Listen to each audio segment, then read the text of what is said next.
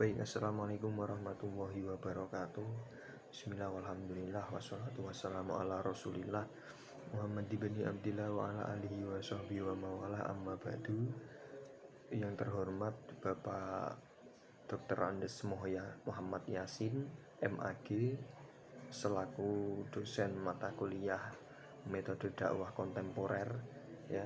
Yang saya hormati, tidak lupa yang saya hormati semua teman-teman kelas 7 PHI A2 yang berbahagia. Baik, pertama-tama puji syukur kehadirat Allah Subhanahu wa taala yang mana telah melimpahkan rahmat hidayah serta inayahnya sehingga pada kesempatan ini kita masih diperkenankan untuk berdiskusi ria membahas khusus hari ini, yaitu metode dakwah problem solving, ya, meskipun dengan keadaan daring. Alhamdulillah, salawat dan salam tak lupa kita curahkan, kita haturkan kepada beliau baginda Nabi Muhammad SAW. Semoga kita akan mendapatkan syafaatnya di yaumul kiamah nanti. Amin ya rabbal alamin. Oke, langsung saja perkenalkan, kami dari kelompok 9 akan mempresentasikan makalah kami yang berjudul metode dakwah problem solving. Oke, saya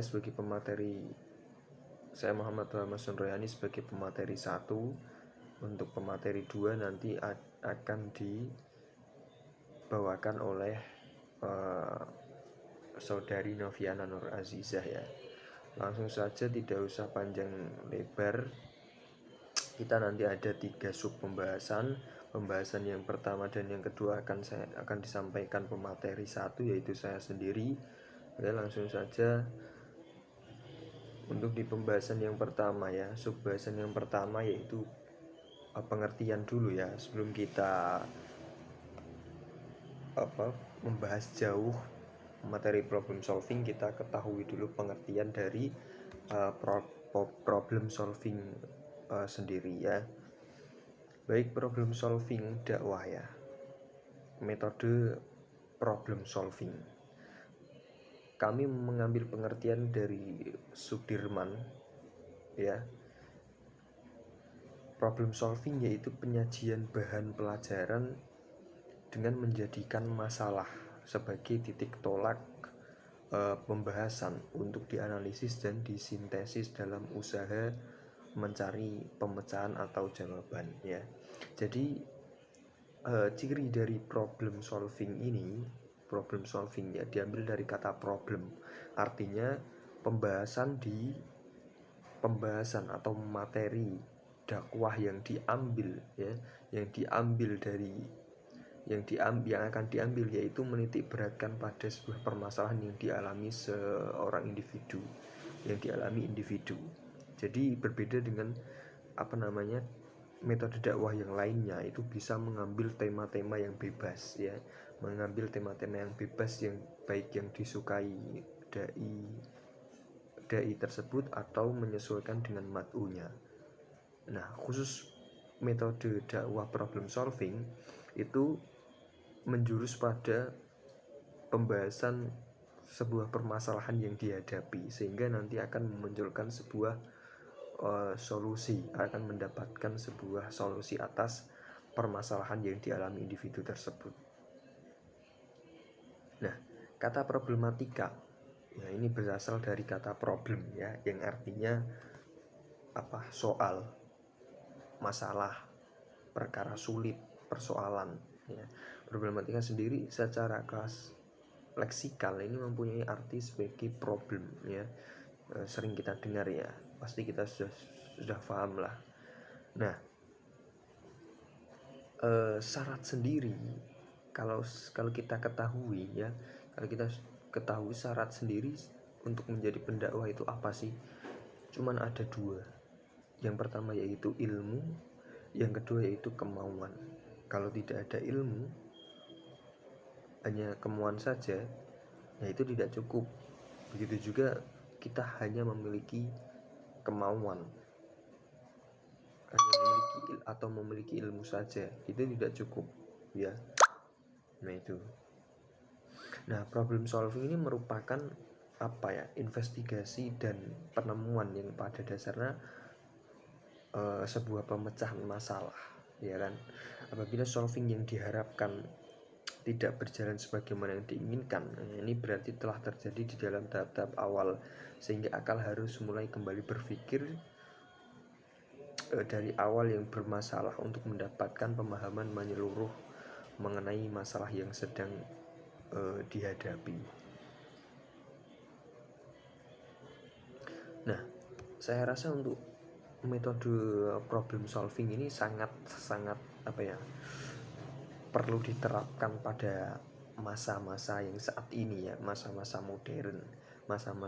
Karena apa? Munculnya sebuah teknologi ini menjadikan semuanya itu menjadi instan, ya, menjadi instan, sehingga ada sebuah resiko yang diambil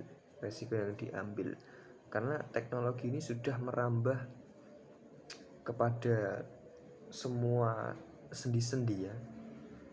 Teknologi baik dalam komunikasi, dalam informasi, dalam segi politik, dalam segi ekonomi, dalam sosial budaya, ya, bahkan di bidang pertahanan dan keamanan itu sangat diperlukan ya, dampaknya itu sangat signifikan ya.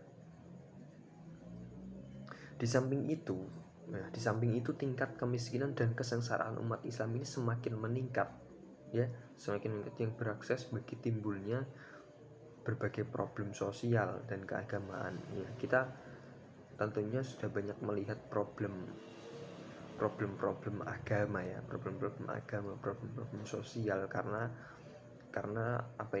era globalisasi yang sangat pesat.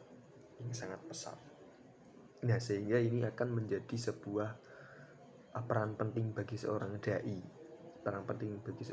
untuk mengangkat permasalahan tersebut ya, dengan menggunakan metode problem solving ya. Nah, kemudian selanjutnya yaitu sub pembahasan yang kedua,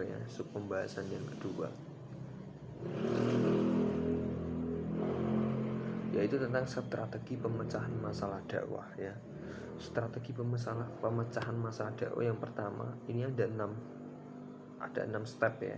Yang pertama pendalaman keilmuan ya. Pendalaman keilmuan Islam harus lebih ditingkatkan.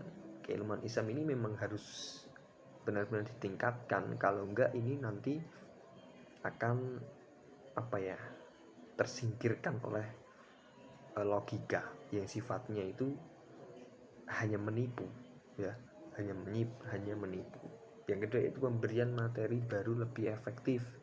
Kemudian yang ketiga jumlah kuantitas tidak menjadi ukuran pendanaan. Kemudian yang keempat dakwah bukan sekedar ajakan ke jalan yang lurus. Yang kelima yaitu targetnya jelas dan konkret. Yang keenam hasil yang jelas. Nah, ini yaitu strategi pemecahan masalah dakwah. Nah, kita harus senantiasa mengikuti jejak para nabi dan rasul menggerakkan dakwah amar ma'ruf nahi mungkar ya, dalam kondisi dan situasi bagaimanapun. Nah, persoalan yang kita hadapi sekarang adalah tantangan dakwah yang semakin hebat baik yang bersifat internal maupun eksternal. Tantangan itu muncul dalam berbagai bentuk kegiatan masyarakat, yaitu khususnya masyarakat modern, seperti perilaku dalam mendapatkan hiburan ya, entertain itu, kepariwisataan dan seni dalam arti luas yang semakin membuka peluang munculnya kerawanan moral dan etika, sehingga bisa dikatakan zaman modern saat ini bisa dikatakan krisis moral. Nah, metode problem solving ini hadir untuk memberikan sebuah solusi sehingga bisa terselesaikannya masalah tersebut. Kemudian yang selanjutnya problematika dakwah yang akan disampaikan oleh pemateri yang kedua, Mbak Noviana Nur Azizah. Tempat dan waktunya saya persilakan. Dari saya sekian. Wassalamualaikum warahmatullahi wabarakatuh. Assalamualaikum warahmatullahi wabarakatuh. Baik, saya akan melanjutkan penjelasan dari Mas Toba. Selanjutnya yaitu problematika dakwah. Jadi ada faktor internal dan faktor eksternal dari problematika dakwah. Yang saya jelaskan adalah problematika internal. Diklasifikasikan dalam dua kelompok. Yang pertama ada kelemahan para dai terhadap pemahaman konsep-konsep agama sebagai substansi dakwah. Kemudian problem yang kedua ada metode yang dipakai. Kemudian problem yang ketiga adalah kualitas dari dai itu sendiri. Nah, yang kedua dari problematika dakwah adalah kelembagaan dakwah yang kurang profesional dalam aspek manajemen. Sekian dari penjelasan kelompok